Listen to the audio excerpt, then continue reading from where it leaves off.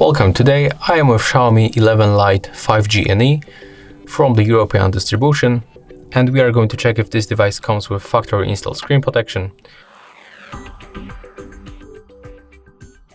So let's take a look closely.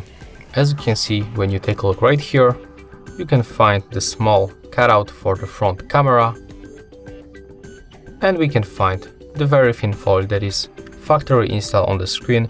It comes from the edge to the edge. It covers almost full screen, and this foil protects our display from scratches. But if you want to improve protection, you can apply this kind of the glass. It's tempered glass.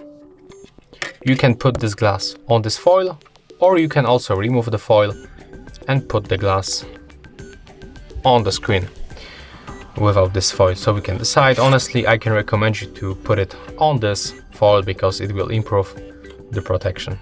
So if you find this video helpful, remember to leave a like, comment and subscribe.